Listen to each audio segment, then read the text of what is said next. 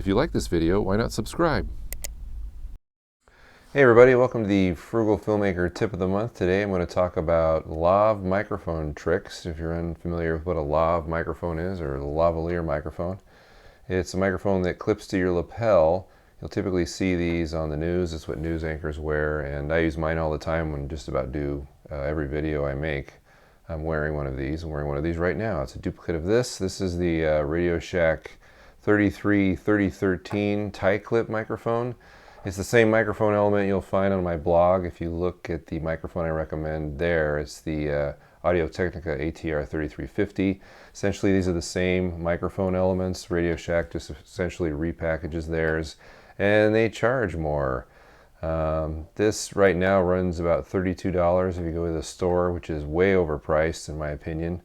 But if you go to eBay, you can get them used for about $15. That's where I got the one I'm wearing right now as a backup. And that's not a bad deal. I think it's definitely worth $15.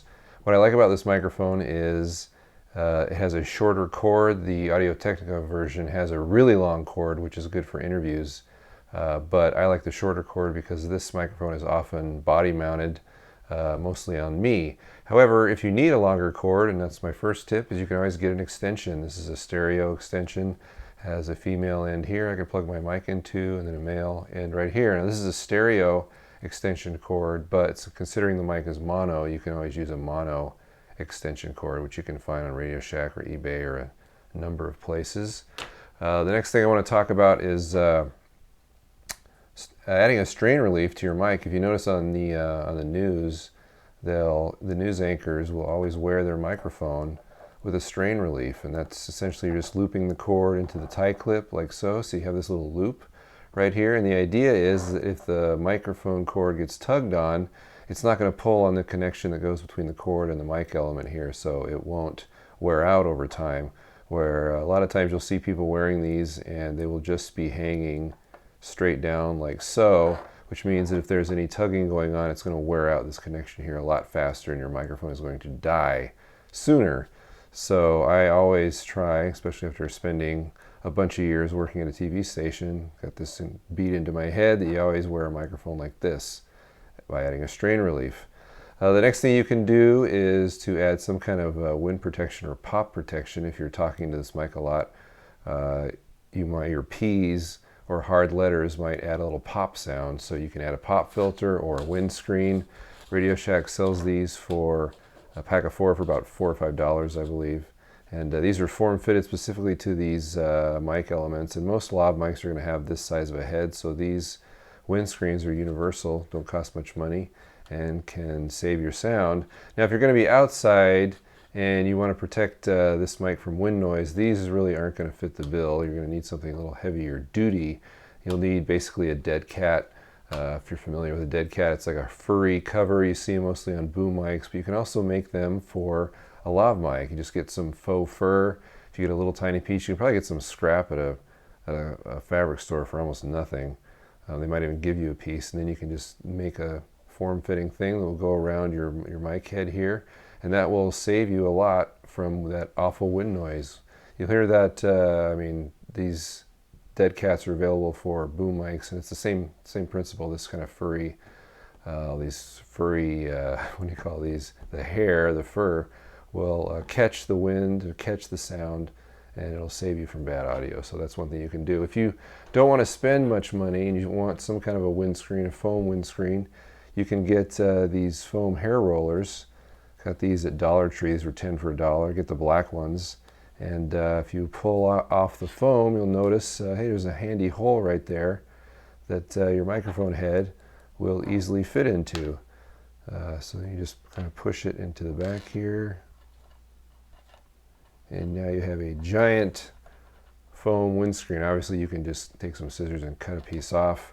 And this will do the same thing that this will. In fact, this might work a little better because it's thicker. And obviously, you probably don't want to be seen on camera with something this huge because it looks incredibly weird. So be sure to trim it. But it's fine if you can't see it. I often frame myself with my microphone out of camera range anyway, just below the frame line. So this would actually work fine for something like that. But if you need to be more discreet and you're not going to conceal the microphone, you might want to consider the Radio Shack foam windscreens. Next up is power, and these run on these little button cell batteries. They're LR44 batteries. You can get a card of these batteries on eBay, about 10 of them for $1. It's super cheap. They're also called AG13 batteries, and if you think ahead, it'll take a couple of weeks to get them from China, but you'll have a card of these batteries that'll last forever. These batteries last a long time anyway, but if you have a card, you'll probably only need one of these every 10 years, depending on how often you use your microphone. But they're a really great deal.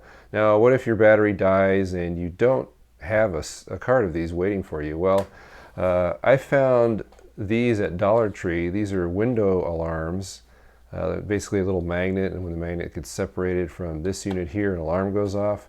But they run on the same batteries that you can use in your microphone. So if you're up against the wall and your microphone battery dies, run to Dollar Tree and get some of these. Sometimes you can find these batteries by themselves.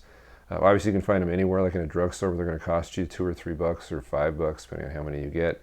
But these are only $1 for 3, so not a bad deal. And finally, a trick I want to mention is, I mentioned this before, but this is a mono to stereo adapter you can just put on the end of your microphone right here. And what that does is it turns your mono signal into 2 mono signals that go to the left and right stereo channels. And the reason you might want to use these is if you're, whatever audio recorder you're running into, it will split the signal to both channels, which means that you won't have to isolate the channel in post, saving you an extra step. So it's small, but if you're doing a lot of sound work, it can save you time, and time is money, as they say, and it definitely has helped me by doing this, so I won't have to do that extra step, especially if I'm chopping up audio clips, and I have to do that on every single clip. So that's it. Those are 5 or so tips that you can use on your Lav microphone. I'll leave all the links, all the pertinent links below in the description. And this has been the Frugal Filmmaker Tip of the Month.